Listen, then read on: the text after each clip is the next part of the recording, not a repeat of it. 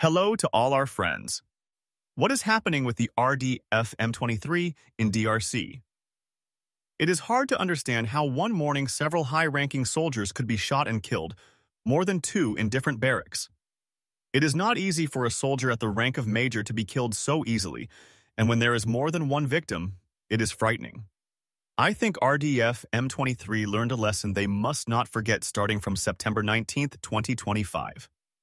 For those who follow this blind war, they might see this as normal and think that soldiers die every day and in large numbers.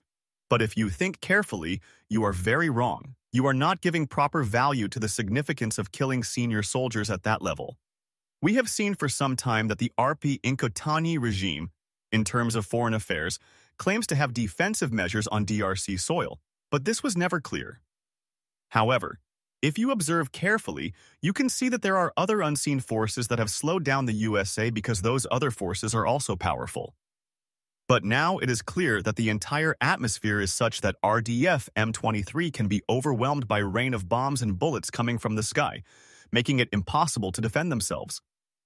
Therefore, I conclude that those other forces have started moving cautiously because things might be about to take another turn. President Paul Kagame has no endgame left. He has no one to advise him except to delay and wait for what will happen. Why does Paul Kagame have no other options left? Paul Kagame has played the delaying game many times and has experience in this game. But now, he cannot avoid signing agreements related to DRC and Rwanda, mediated by President Trump of the USA. This is not an easy thing because after signing these agreements, it's like surrendering with open hands and a good heart, handing them over to a policeman and saying, "Arrest me." There is no other explanation for signing these agreements. Does Paul Kagame have the option to refuse to sign these agreements and survive? Yes, he can refuse, but that won't help him because the crimes he is accused of are very serious, and refusal would speed up efforts to hunt him with greater force. He has already shown what he fears, and I don't see him having a chance to defend himself in the USA court because he has no such opportunity at present.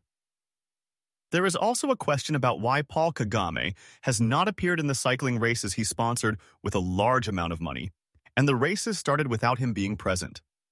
This is very unusual for Paul Kagame's style. We are also wondering why this dictator, who loved high-level honors, did not show up at the United Nations General Assembly meeting in New York, USA, on the first day and was not listed among the speakers. We know this man liked to joke and be invited even when he was not invited. Why did he refuse to come where others gathered during these difficult times?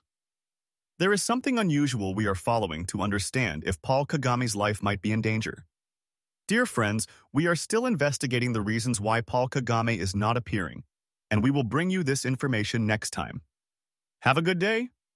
You were with Derek Peterson, bringing you this news.